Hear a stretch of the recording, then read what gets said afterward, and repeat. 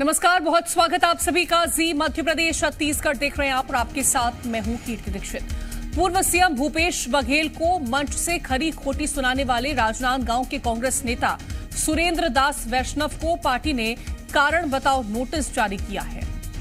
अनुशासनहीनता को लेकर कांग्रेस ने नोटिस जारी किया है और 3 दिनों के अंदर उनसे जवाब मांगा गया है।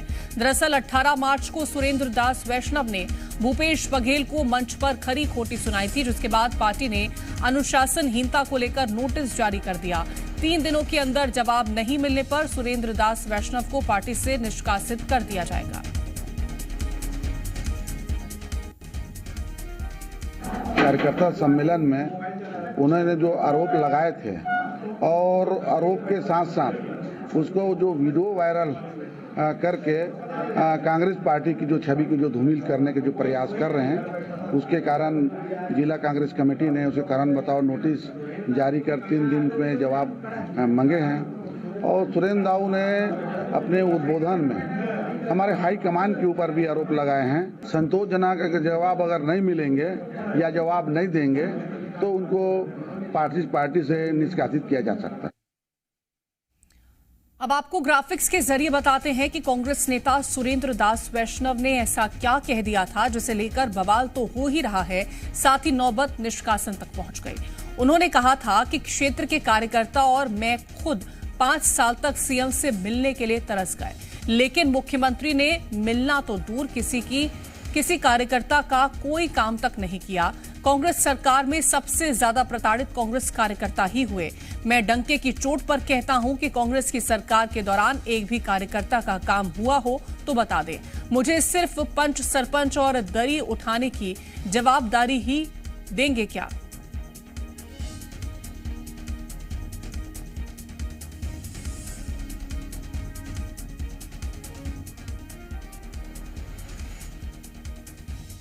और इस खबर पर और विस्तार से चर्चा भी करेंगे, लेकिन उससे पहले आपको वो बयान सुनवाते हैं जिसको लेकर के कांग्रेस नेता को नोटिस जारी किया गया। अगर जिला जनपद के चुनाव हुई है महोदय, अगर जिला जनपद के भी चुनाव आपके भिलाई दुर्ग रायपुर के लड़े जावे तो लाज यहाँ क्लियर कर दो। हम ओकरों तैयार मिशन हम आपके जो आदमी आप धो हम आप मान के अपन नेता मान के ओकर लिए काम करबो, प्रचार करबो। बहुत दुखी मन से मैं आज मन से बात करत हूँ। आदरणीय बैठे बहुत संघर्ष करो। अभी अमर जैन साहब कहा तरी से जब सत्ता नहीं रही से तो राहुल जी अकेला सब ललकारा तरी से कहा तरी से।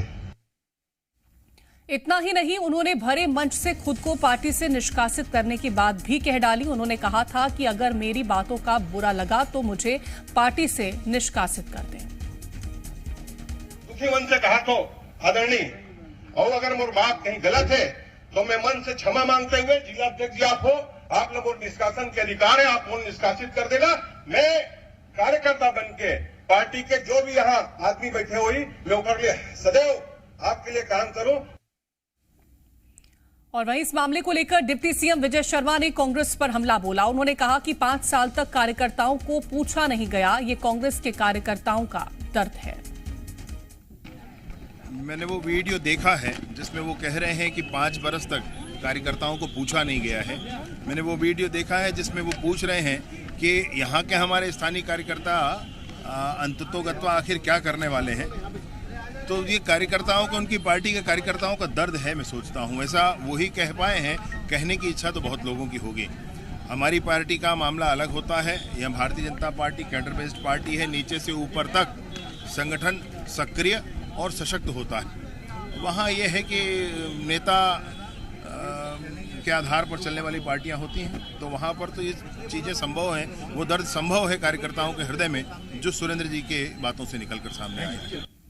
और ज्यादा जानकारी के साथ संवाददाता राजेश निषाद जुड़ गए हैं। राजेश, कारण बताओ नोटिस अब जारी कर दिया गया है वैष्णव को, और उसके बाद अब जिस तरह का उनका बयान था, उन्होंने निशाना साधा था पूर्व मुख्यमंत्री पर, अब पार्टी ने 3 दिन के भीतर उनसे जवाब मांगा है। बिल्कुल निश्चित तौर पे देखिए 18 मार्च की वो घटना है जब राजनांदगांव में एक सभा होती है और सभा को खुद उस सभा में पूर्व मुख्यमंत्री भूपेश बघेल मौजूद रहते हैं, क्योंकि राजनांदगांव के वो लोकसभा के प्रत्याशी भी हैं और वहां जो कार्यकर्ता हैं और कांग्रेस के जो नेता हैं उनका उद्बोधन हो रहा था। इसी दौरान सुरेंद्र वैष्णव का भी उद्बोधन हुआ। उन्होंने बहुत सी ऐसी बातें कही है जो अब प्रदेश में चर्चा का विषय बन गया है, जिसकी वजह से कहीं ना कहीं छत्तीसगढ़ की जो राजनीतिक सियासत है वो गरमाई हुई है। और उन्होंने कहा है कि जब सरकार थी कांग्रेस की, उस दौरान कांग्रेस के जो कार्यकर्ता हैं या पदाधिकारी हैं उनको उनकी जो समस्याएं हैं उनकी समस्याओं का निराकरण नहीं हुआ है। मुख्यमंत्री से मुलाकात करने की भी कोशिश करते थे लेकिन मुख्यमंत्री से भी मुलाकात नहीं हो पाया। तो इस तरह के जो तमाम जो बातें हैं उन्होंने खुले मंच से और डंके की चोट पे उन्होंने ये बात कही है। देखिए मैं राजेश लौटूंगी आपके पास। अमित श्रीवास्तव जी हमारे साथ जुड़ गए हैं, बहुत स्वागत है अमित श्रीवास्तव जी आपका। अमित जी, अब जिस तरह से कारण बताओ नोटिस जारी कर दिया गया है सुरेंद्र वैष्णव जी को, क्या अपनी ही पार्टी के नेताओं से सवाल पूछना, क्या कार्यकर्ताओं की अहमियत को लेकर के सवाल पूछना, ये किस तरह से आपको लगता है कि ये अनुशासनहीनता है? जी मैं आपको बता दूं कि कहीं कोई भी कार्यकर्ता जो होता है वो पार्टी के अनुशासन से बंधा होता है और यही कांग्रेस की खूबसूरती है। और एक चीज और आपको मैं बता दूं, कांग्रेस में पूरी तरीके से लोकतांत्रिक पार्टी है कि एक कार्यकर्ता को बोलने का पूरा हक रहता है। लेकिन अगर कार्यकर्ता को और भी कोई प्रॉब्लम है या कोई पीड़ा है, वेदना है, तकलीफ है, तो निश्चित तौर पे अगर उनको नोटिस दिया गया है तो आके अपनी बात को पूरी तरीके से रखे।